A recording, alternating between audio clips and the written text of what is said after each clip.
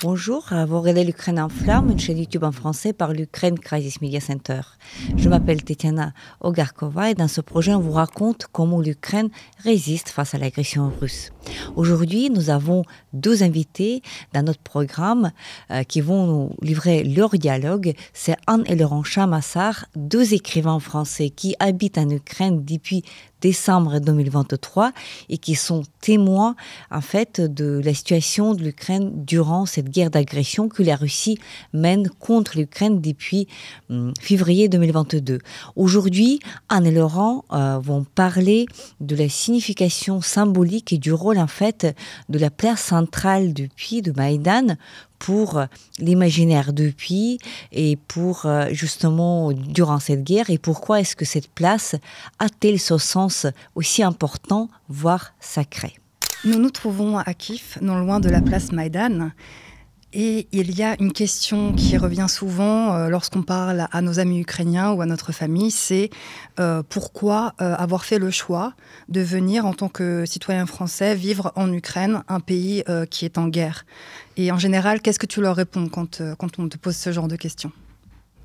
Alors c'est vrai que ça peut être un choix un peu périlleux, mais qui s'explique très logiquement. En fait, le 24 février 2022 a représenté pour nous un choc en tant que citoyens européens et personnellement parlant. C'est le début de l'invasion à grande échelle de l'Ukraine par la Russie. C'était un événement crucial. On a tout de suite compris que ce n'était pas une guerre comme les autres. C'est la première fois que la guerre revenait sur le continent européen depuis 1945 et on a tout de suite compris l'enjeu majeur que c'était, la liberté, donc la liberté de l'Ukraine bien sûr, mais aussi plus loin, de manière plus vaste, celle de l'Europe. Donc c'était le début d'événements de haute intensité, très dangereux, qui était trop crucial, trop important personnellement parlant pour qu'on la vive à distance. On ne pouvait pas vivre cet événement via les médias à 2000 km de distance. Je pense que c'est pour ça que nous avons eu le désir de venir sur place, de venir nous installer ici pour partager cette lutte. Tout à fait. Et donc, nous avons fait ce choix et nous sommes arrivés à Kiev en décembre 2023. Et je me souviens très bien, donc au cœur de cet hiver 2023, je me souviens très bien qu'une des premières choses que nous avons faites en arrivant dans la capitale, c'est d'aller sur la place Maïdan. Le point central de Kiev. Oui, central en effet. Alors si on cherche un peu à le définir dans l'espace, on a cette place Maïdan, au nord l'ensemble monastique de Saint-Michel-au-Dôme d'Or, plus à l'ouest Sainte-Sophie, qui est aussi emblématique du paysage kievien, plus au sud le grand boulevard Khreshchatyk, qui est un haut lieu de promenade, et à l'est de cette grande place Maïdan, le quartier des institutions, avec le palais présidentiel et la Rada, qui est le Parlement. Et c'est donc au centre de la capitale, mais également c'est le centre symbolique du pays. C'est le centre symbolique de l'Ukraine libre et démocratique. Et pour preuve, par exemple, au centre de la place Maïdan, donc au centre du centre, il y a au sol, inscrit dans la terre, les kilométrages qui séparent Kiev des principales villes ukrainiennes. Donc par exemple, il y a Odessa qui est environ à 440 km, mais également Sébastopol, donc ville ukrainienne qui se situe actuellement en Crimée occupée, qui est à 680 km, et par exemple Louhansk, qui se situe dans le Donbass, une région également qui attend sa libération, qui est à 665 km. 665 km jusque Louhansk. Alors en fait, on est à Maïdan comme au point zéro de l'Ukraine, mais il y a sans doute des gens qui ne connaissent pas la place directement, et c'est vrai qu'elle est quand même particulière. Est-ce qu'on pourrait la décrire? Est-ce qu'on pourrait commencer par la décrire? Oui, on l'a située dans l'espace, et maintenant, visuellement, qu'est-ce que ça fait d'être sur cette place? Alors déjà, il y a un sentiment d'être... c'est une place qui est très grande, qui est oblongue et qui est vaste, et c'est un ensemble monumental qui est en héritage direct de la période soviétique. Alors, qu'est-ce qui s'est passé avec les bâtiments qui étaient là avant la période soviétique? Ils ont été en partie détruits déjà pendant la Seconde Guerre mondiale, puis après, volontairement, démolis par le pouvoir soviétique. À froid, qui a donc démoli cette architecture typiquement ukrainienne pour la remplacer par un ensemble monumental de type stalinien, c'est-à-dire fonctionnel, massif, assez froid, grandiloquent, et qui forme en son centre un espace propice au défilé, à la parade. C'est-à-dire qu'avec la création de cette place Maïdan, c'était pas la place Maïdan à cette époque-là, de cette place par le pouvoir soviétique, c'était une façon de créer une vitrine du pouvoir autocratique. D'ailleurs, avant qu'elle s'appelle la place Maïdan, la place portait un autre nom, elle s'appelait la place soviétique, tout était dit, ou alors la place de la Révolution d'octobre. Donc on est en plein dans la vitrine, et c'est avec l'indépendance de 91, donc, quand l'Ukraine accède à sa seconde indépendance, que la place change de nom. On abandonne la toponymie soviétique et puis on choisit le mot de Maïdan Nezalezhnosti, c'est-à-dire Maïdan veut dire place et puis Nezalezhnosti veut dire indépendance, donc la place de l'indépendance.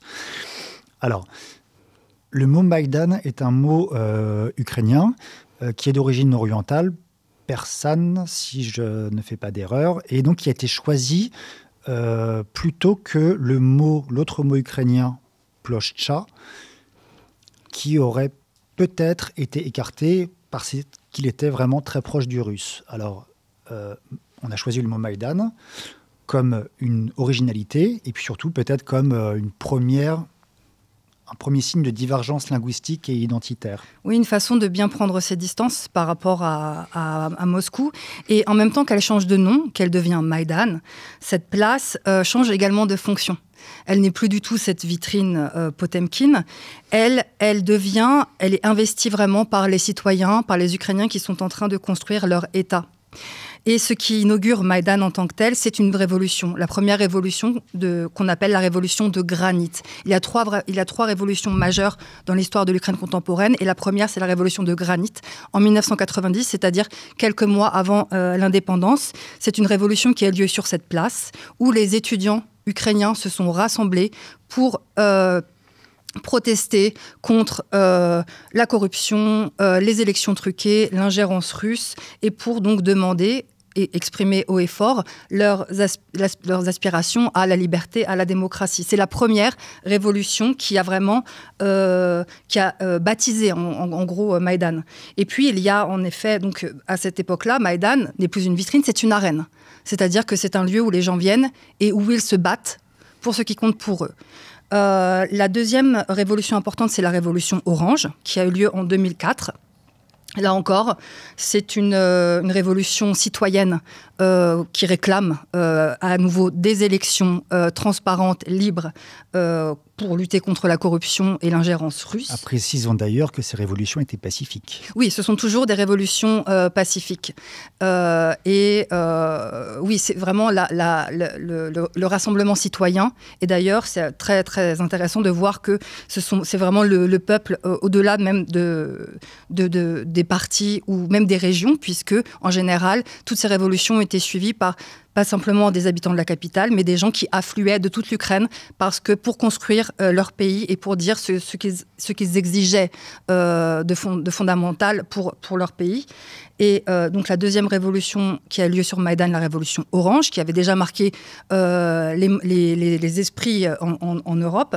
Et puis celle qui nous a marqué encore plus, c'est en 2014, l'Euromaïdan. Celle qui est la plus proche de nous, en fait, qui a maintenant 11 ans. L'Euromaïdan, en fait, c'est peut-être la plus décisive parce que c'est déjà celle qui est la plus contemporaine, la plus proche de nous, et puis aussi celle qui a vraiment fait office de déclencheur flagrant à tous les points de vue. En fait, Euromaïdan en 2014 a duré plusieurs mois, c'était l'hiver. Dieu sait que l'hiver ici à Kiev sait être rigoureux. Les Ukrainiens ont bravé le froid et la répression pour, au terme du processus révolutionnaire, remporter cette révolution et réussir à ce que le président Yanukovych, qui était donc un oligarque pro-russe, soit destitué. Alors c'est une révolution qui a commencé sous le signe du pacifisme, mais qui a subi de violentes répressions et qui a totalisé une centaine de morts quand même, ce qui est beaucoup, dont 40 au dernier jour de la révolution, lorsque les tireurs d'élite de la police du président Yanukovych a ouvert le feu directement sur les manifestants. Alors c'est un acte quand même gravissime de tirer sur la foule. Et cet événement qui est d'ordre traumatique a encore ses vestiges visuels et mémoriels à Maïdan et proche de Maïdan. Les martyrs, les victimes de la révolution de l'Euromaïdan sont encore honorés. On voit leurs portraits sur les bords de la route, de la rue piétonne qui monte vers les institutions et vers le palais présidentiel. Et chaque année, donc le 20 février, qui est la date de ce massacre, en fait, qui marque la fin de la Révolution, la victoire de la Révolution, tous les 20 février, il y a des commémorations. Et même, on pourrait dire que, étant donné que ce lieu est juste à côté de Maïdan, le souvenir est quotidien. Le souvenir est omniprésent et même en dehors de cette date vraiment importante qui se reproduit chaque année, le 20 février, en dehors de cette date, il y a toujours des bougies, des fleurs devant les portraits de ce qu'on appelle les sangs célestes, donc de ces manifestants qui ont été massacrés parce qu'ils réclamaient la démocratie. Alors l'autre nom de l'Euromaïdan, c'est la révolution de la dignité. Oui, et c'est... À mes yeux, le mot dignité symbolise toute l'Ukraine. La dignité, étymologiquement, c'est quelque chose qui est lié au mérite. Et c'est aux antipodes de l'oligarchie, de la corruption, de la mafia, des affaires, etc. C'est être méritant et mériter aussi ce qu'on a.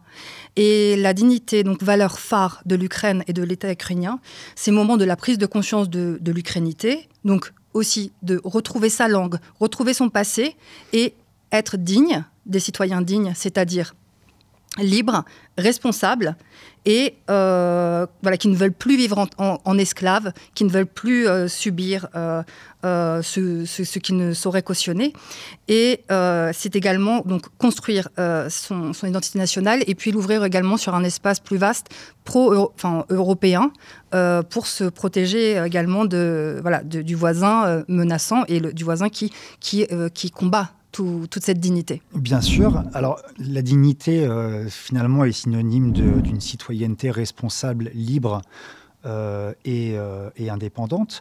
Alors, ce qui est quand même flagrant, c'est qu'il y a eu une réponse russe à l'Euromaïdan, d'emblée, concomitante à la fin de la Révolution, au triomphe de la Révolution. Le Kremlin, Moscou, a répondu immédiatement au désir d'émancipation de l'Ukraine. Alors, quelle a été la réponse russe ? En 2014, ça a été la violence. Tout de suite, il y a eu les fameux petits hommes verts, comme on appelle ces troupes qui agissaient sans insigne et sans drapeau. Les petits hommes verts sont entrés en Crimée, dans la péninsule de Crimée qui appartient constitutionnellement au territoire souverain de l'Ukraine, sont entrés et ont envahi illégalement la Crimée. Donc en un mois, la Crimée a été illégalement envahie. Et puis, il y a eu aussi la guerre du Donbass. C'est le début de la guerre du Donbass, c'est-à-dire cette sorte de guerre larvée, louche, étrange, avec un mouvement indépendantiste mal défini, un peu sorti de nulle part, alimenté en sous-main et créé peut-être de toutes pièces, en fait, par Moscou.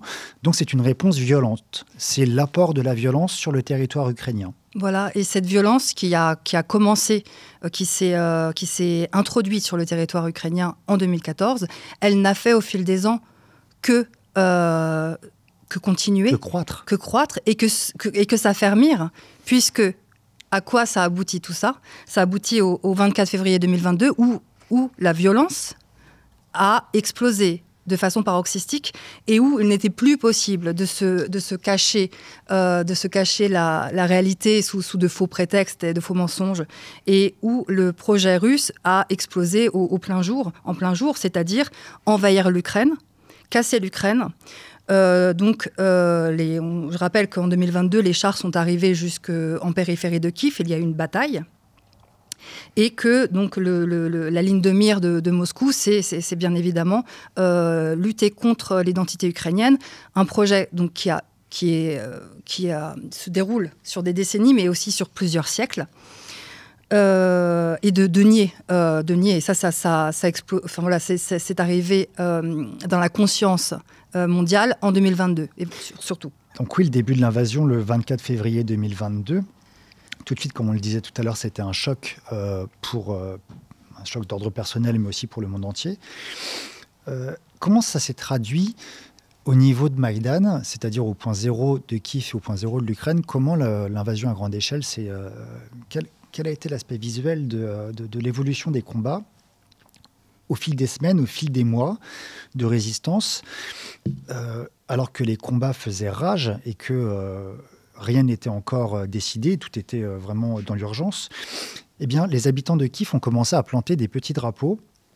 Alors, spontanément, dans un endroit de Maïdan, au pied de la colonne de l'indépendance, qui est une colonne qui a été érigée en 2001 pour les 10 ans de l'indépendance. Donc, au pied de cette colonne, il y a un carré de pelouse. Et les Kieviens, les Ukrainiens, ont commencé à spontanément planter des petits drapeaux d'une dizaine ou d'une vingtaine de centimètres de haut sur ce carré de pelouse pour honorer les victimes, pour honorer les résistants, tant civils que militaires, qui, jour après jour, semaine après semaine, alors que le conflit s'étirait au fil du temps, pour honorer leur mort. Alors, ces drapeaux s'accompagnaient de bougies qui étaient sous verre. Ils imprimaient également les portraits des défunts, des militaires et des civils. Ils les mettaient sous plastique pour les protéger de la pluie et des intempéries. Mais précisons que ce lieu, donc ce n'est pas un cimetière, il n'y a pas de corps, c'est un lieu mémoriel. Ce n'est pas un cimetière. Et les portraits sont très importants dans ce cas-là, puisque on est face à face avec le visage de ceux qui se sont engagés pour défendre leurs idéaux et qui ont perdu la vie dans ce combat. Et ce qui frappe aussi, c'est quand on voit ces portraits, quand on est face à face avec ces gens, de tous âges, de hommes, femmes, etc., c'est qu'on se rend compte que l'armée qui se bat pour l'Ukraine est devenue, petit à petit, s'est constituée par les civils. Ce sont les civils qui ont pris les armes, qui se sont engagés pour défendre leur territoire et leur identité. Et c'est-à-dire que les gens qui ont perdu la vie dans les tranchées, au front, ce sont les personnes qu'on aurait pu rencontrer tout à l'heure en marchant jusqu'ici. Ce sont nos voisins.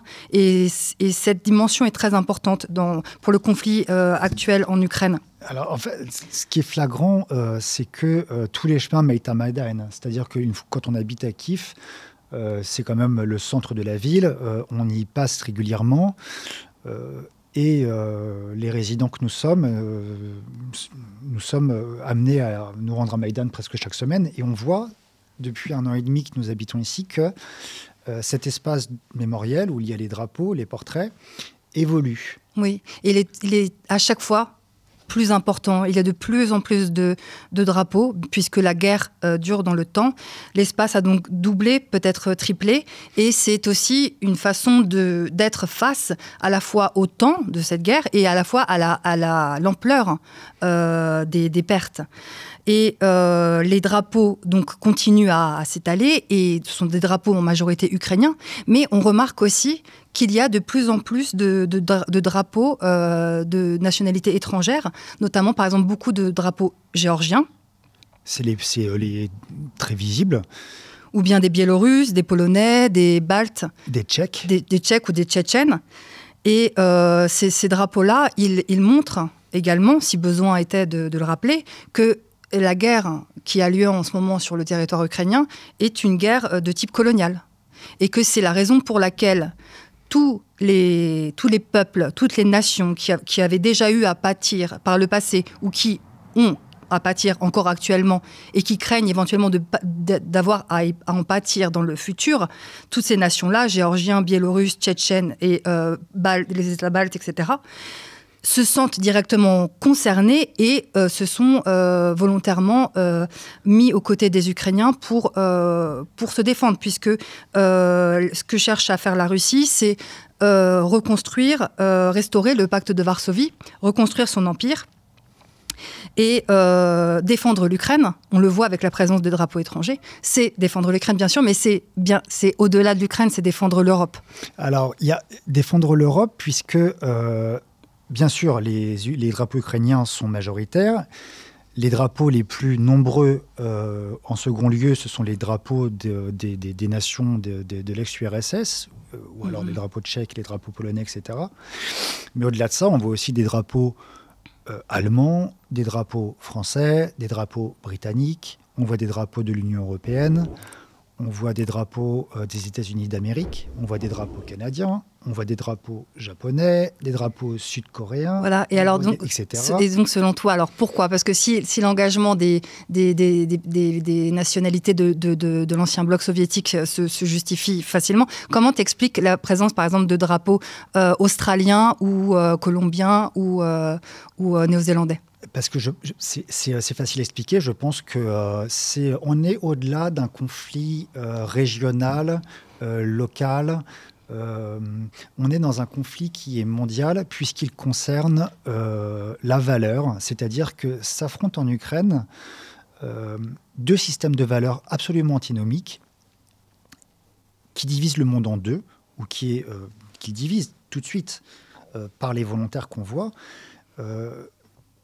Deux conflits de valeurs avec deux systèmes qui sont complètement antinomiques et incompatibles. D'un côté, on a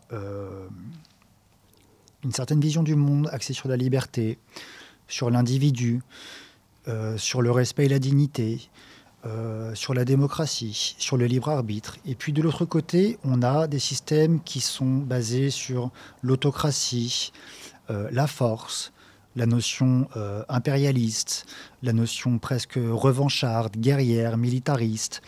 Donc en fait, il y a deux systèmes de valeurs qui s'affrontent ici. C'est pour ça que le conflit devient d'ordre mondial, parce qu'il nous concerne tous. La valeur, qu'est-ce qu'on fait sur Terre ? Comment on organise ce monde ? Je pense qu'il y a... On ne franchit pas trop de limites, on ne parle pas trop... Je pense qu'on peut parler de garde d'ordre métaphysique, dans le sens où il y a un bien et un mal. Ce qui se passe ici, c'est une lutte contre le mal. Et d'ailleurs, le président Zelensky emploie régulièrement le mot « mal » quand il parle de la lutte qui se passe contre la Russie impérialiste et expansionniste. Et je pense que ce n'est pas du tout outré. C'est totalement justifié. C'est vraiment la lutte de la vérité contre le mensonge. On sait à quel point la désinformation russe est puissante et opiniâtre. Le président Poutine qui dit lutter contre le militarisme alors que la Russie est l'État le plus militarisé du monde. Lavrov qui incite les Occidentaux à ne pas réécrire l'histoire et d'admettre que l'Union soviétique, voire la Russie, a gagné à elle seule la Seconde Guerre mondiale. Donc voilà, tout ça c'est de la désinformation, du mensonge, c'est un retournement des valeurs qui fait qu'on arrive à une vision manichéenne, le bien contre le mal, d'ordre métaphysique. C'est la liberté contre l'esclavage. Oui. Et c'est la raison pour laquelle également, donc, n'importe qui sur le globe terrestre peut se sentir concerné par cet engagement, puisque ça dépasse bien évidemment le cadre de l'État-nation. Et c'est pour ça qu'on voit des drapeaux du monde entier.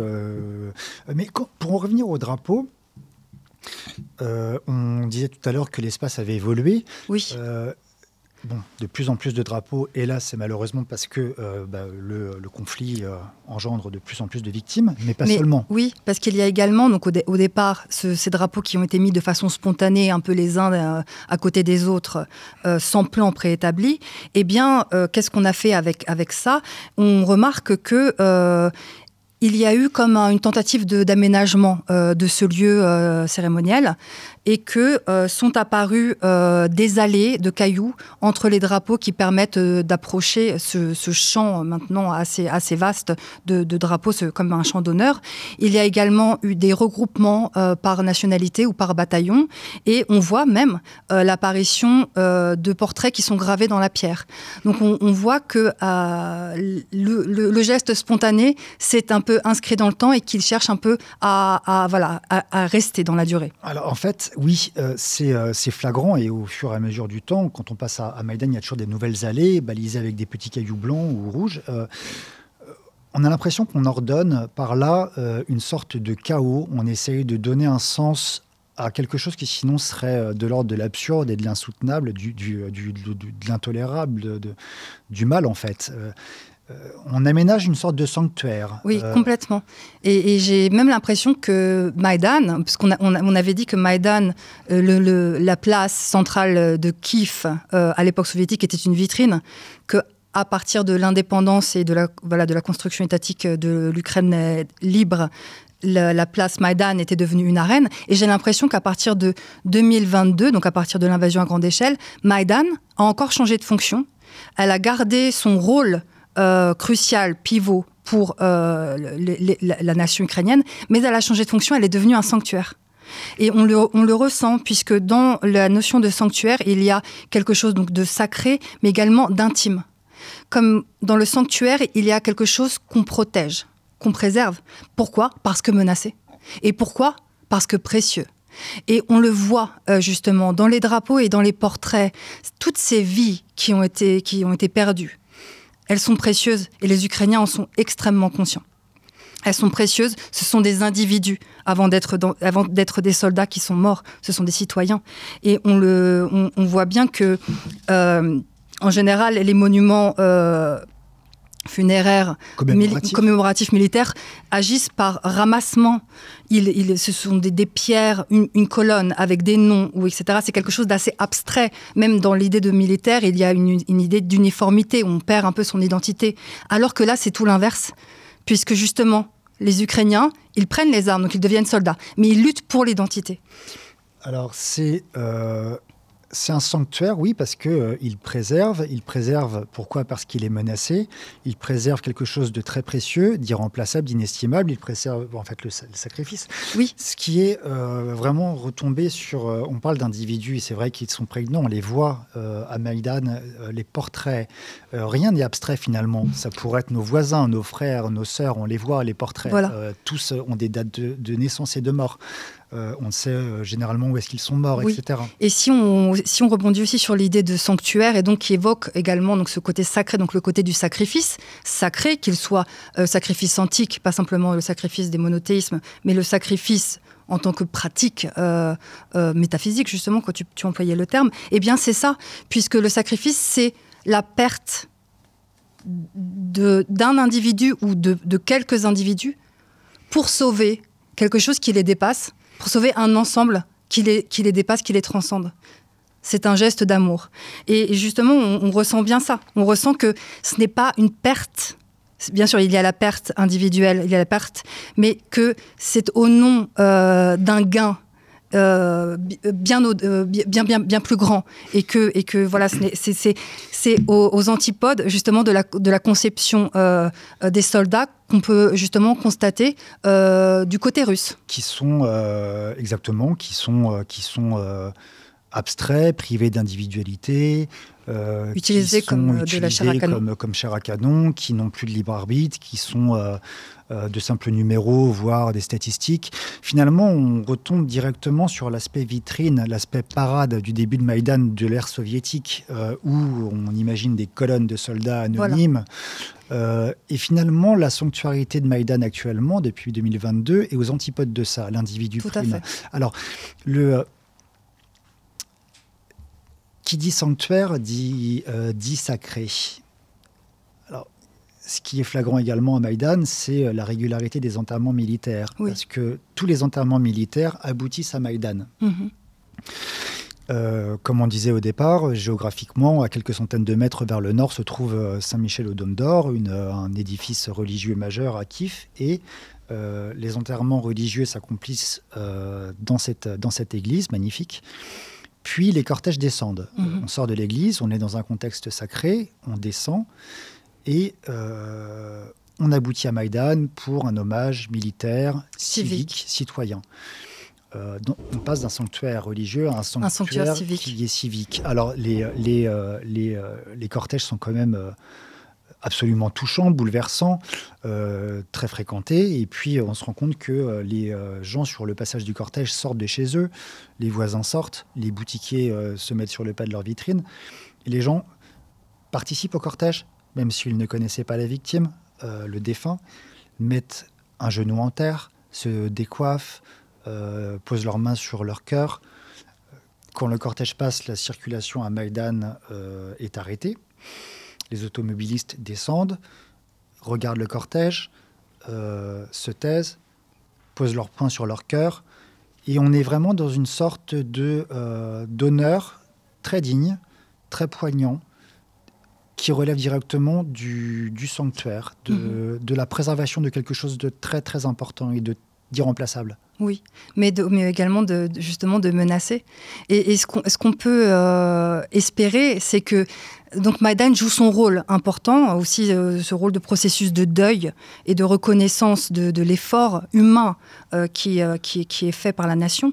Mais voilà, tous ces gens-là, ils se sont aussi battus pour un idéal, pour que cette menace cesse. Alors, on parle beaucoup actuellement de cessez-le-feu, de paix négociée. Tout cela est très balbutiant, bourré de mauvaise foi de la part de la partie adverse, n'est-ce pas ? On a envie de se demander jusqu'à quand cette sanctuarité sera à l'œuvre. Et si on traduit le temps dans l'espace, jusqu'à quand cette zone des drapeaux commémoratifs va-t-elle s'étendre ? Parce que toute guerre a une fin quand même. La vocation de l'Ukraine, c'est pas d'être menacée jusqu'à la fin des temps. Tout à fait. Et c'est de tourner la page de cette guerre, de rendre hommage à ceux qui ont contribué à la victoire qu'on attend, à la réintégration de tout l'espace ukrainien au sein du pays, donc intégrité territoriale, et puis aussi donc accès à la donc, démocratie, valeurs, dignité, toutes les valeurs phares de l'Ukraine. Pourquoi les gens se sont battus. Et on espère qu'une fois que tout cela sera gagné, sera acquis, eh bien, on espère que Maïdan n'aura plus à être un sanctuaire. Maïdan aura sans doute à encore être au cœur de la nation ukrainienne, mais sans doute qu'elle aura encore à changer de rôle. Alors, qu'est-ce qu'elle deviendra, la place Maïdan, après ? Dans le monde idéal, Maïdan deviendrait comme un forum, comme une place vraiment citoyenne, où on n'est plus simplement en train de manifester contre quelque chose de rigide, contre un ordre qu'on n'arrive pas à faire bouger. On n'est pas en train de pleurer parce qu'on perd nos enfants, on perd nos frères, etc. Mais on est en train de discuter parce qu'on construit l'avenir. Et justement, on attend le moment où Maïdan deviendra un forum. Un lieu de confluence citoyenne, civique, un lieu de démocratie, de débat, de paix, de débat, d'accord, de prospérité. C'est tout ce qu'on peut souhaiter et on espère aussi que ce temps arrivera le plus vite possible. Tout à fait. C'était l'épisode de l'Ukraine en flammes, une chaîne YouTube en français par l'Ukraine Crisis Media Center. Je m'appelle Tetiana Ogarkova et nous n'allons pas tarder à enregistrer et diffuser d'autres épisodes. Si vous trouvez notre travail utile, n'hésitez pas de commenter et de partager cette vidéo. Restez avec nous et soutenez l'Ukraine. Slava Ukraini!